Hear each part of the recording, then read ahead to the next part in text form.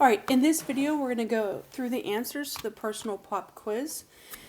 If we look at number 1, we could see that if our central angle here was 60, then the measure of this arc YP is going to be 60. And then it asks us for the measure of the arc of YUP, which is going to be 360 minus 60, which gives us the 300. Okay. And then just so that you're practicing both methods, it's going to ask us to find the length of the arc YP. So this right here. And we're going to go through the definition and then also the proportion. And not that you're always going to have to use both of those, but it's good to make sure that you understand both of those. So we are going to look at that the length of arc YP is equal to the measure angle, the arc measure over 360, and then that is going to be times the circumference. So this was 11, the diameter is 22, the circumference is 22 pi. And so then the rest of this is just a matter of simplifying. I'm going to take the zeros off of here, and then 6 over 36 is going to be 1/6 of 22, and then 22 over 6 is going to be reduced to 11/3 pi. Looking at the proportion, still staying with this same arc length right here. We're going to have the measure of the arc over 360. We're looking for the length, and that is going to be over top of the circumference. Once again, this was 11, so this is 22, and so our circumference was 22 pi. I'm going to take, and once again, take that 60 over 360, reduce it to 1/6. And then I want to know what x is, so I'm just going to take, and this is divide by 22 pi. I'm going to multiply by 22 pi. So I'm going to have 22 pi divided by 6, which is 11 pi divided by 3. So you could see that whether you've done the definition or the proportion, you get exactly the same answer. If we look for finding the length of YUP, starting with the definition, we have the measure of the arc divided by 360 times the circumference. Same circumference. This is 11, this is 22, and so 22 pi is our circumference. I'm going to take that 300 over 360, reduce it to 5/6, and then the 22 divided by 6 is going to reduce to 11/3, and we're going to end up with 55 pi divided by 3. If we're using the proportion, our arc measure divided by 360 is equal to the arc length, which is x, divided by our circumference, which is 22 pi. I'm going to take this 300 over 360, I'm going to reduce it to 5/6. I want to know what x is. Since this says divide by 22 pi, I'm going to multiply both sides by 22 pi. And then I'm going to reduce, and I'm going to get that this is 55/3 pi units. So we get the same thing whether we did the definition or whether we did the proportion. Okay.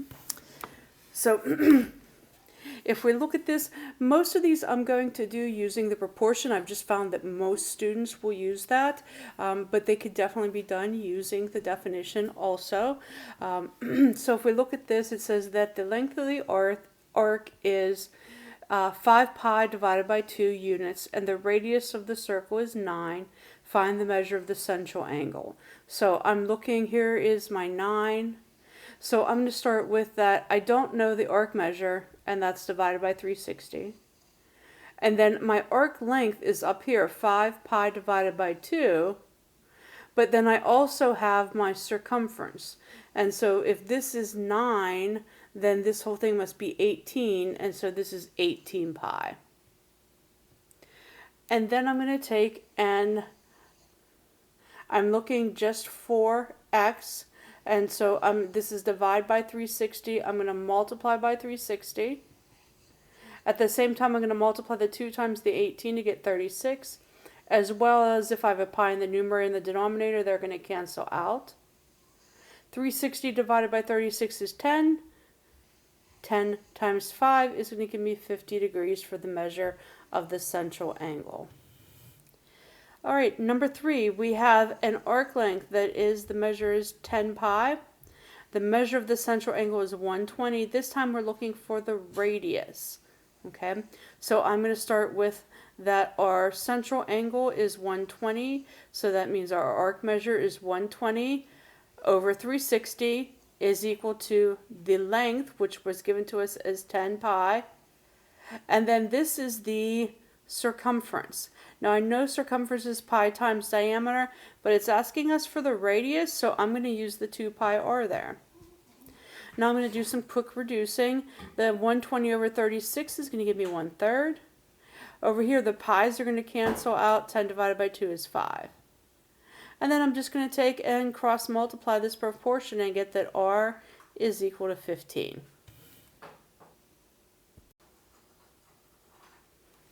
All right, so looking at number 4. Number 4, we are looking at the arc length of the arc ABC. I've kind of highlighted there in pink. And so that is our, if this part right here is 60, then what we have in pink that we're looking for, the arc measure is 300. So 300 divided by 360, the arc length is what I'm looking for. That's my x. My circumference is, if the radius was 11, the diameter is 22, and so that's 22 pi. I'm going to take the 300 over 360, reduce it to 5/6, and then I am looking for this x here. So this says divide by 22 pi. I'm going to multiply by 22 pi, and when I simplify 22 over 6 to 11/3, and then multiply the 5 times the 11, that is going to give me that the length of arc ABC is 55 pi over 3 units. Number 6, I'm looking for the arc length here of AB. If this is 150 as my central angle, that's my arc measure. So 150 over 36 is equal to x, which is what I'm looking for, the length of the arc, and then divided by the circumference. If my radius is 8, my diameter is 16, and so that's 16 pi. I'm going to take and reduce the 150 over 36 to get 5/12. This then says divide by 16 pi. I'm going to multiply by 16 pi. And I'm going to reduce that 16 over 12 and multiply to get 22 pi divided by 3 units. And that is going to be the arc length for AB. Number 5 tells us the arc length. It tells us the radius, and it wants us to find the central angle. So if we have looking for the central angle, then that would also be our arc measure. So that's our x over 360, and then here is the 28 pi divided by 3. That is my arc length, but then I also need my diameter there. If this is 12, then that's the radius, so then the diameter will be 24, and that's where that 24 pi comes from. And now if this says to divide by 360, I'm going to multiply by 360, and I am going to also at the same time cancel out those pi's, and I'm going to take the 28 over 24 and divide by 4 and reduce it to 7/6. And then I'm just going to have some simplifying of the fraction to do to get to that is 140 degrees. Number 7, the length of the arc is 21 pi divided by 4. The central angle this time is 315 degrees. We want to find the radius. So if the central angle is 315, the arc measure is 315 divided by 360 is equal to the arc length, which is 21 pi over 4. And then we're looking for, we need to know the radius. So instead of pi times diameter, I'm going to use 2 pi r. I'm going to take this fraction, reduce it to 7/8. Over here, I'm going to cancel out the pi's, and then I'm going to multiply the 4 times the 2 to get 8. And now if I'm looking for the radius, I'm going to cross multiply here, 7 times 8 times r, and then cross multiply here, that's 21 times 8. Seeing the 8's on both sides, I can cancel out. 7 r equals 21, then r is going to be equal to 3 units. So the radius is 3 units. All right, let me go ahead and see if I can push this up here. Maybe, maybe not. How about if I just, we're just going to go with where it is there for a second. So looking at number 8, ask us to, if the circumference of a circle is 36 meters, find the exact value of the radius. So we're going to say that circumference is equal to 2 pi times the radius. The circumference is 36. I'm going to take and divide by 2. That'll give me 18. And then I'm also going to have to divide by pi. And I guess I could have did that in one step, divided by 2 and by pi. My radius then is going to be 18 divided by pi meters. Looking at number 9, the diameter of the circle is 6 times the square root of 5. Find the exact value of the perimeter. Remember that if we're talking about a circle, the perimeter and circumference, we're talking about the same thing there. And so this is pi times the diameter, and the diameter was given to us. So our answer is just that it is 6 times the square root of 5 pi units. Okay. I'm going to do 11 and 12, then I'm going to try to move this up to get those bottom two. If the diameter of the circle is 6.25 meters, find the exact value of the perimeter without using decimals. So I'm going to take that 6.25, that's 6 1/4, and make that 25/4. That's our diameter. And if we take that diameter times pi, that is our circumference. Number 12, the diameter of a circle is 2 times the square root of 7. And area is equal to pi r squared. Find the exact area. So we're going to have pi times the square root of 7 squared, which is the square root of 49, or just 7. So we're going to have that the area is 7 pi units squared. All right, let me try again to move this up. There we go. That's a little better this time. All right, and if we look at number 10 and number 13, number 10 says that the radius of a circle is 7 times the square root of 3. Find the exact value of the perimeter. Once again, we're just making sure that you know that when we're talking about perimeter on a circle, we're talking about circumference. This time, if the radius is 7 times the square root of 3, twice that would give us the diameter, which is 14 times the square root of 3.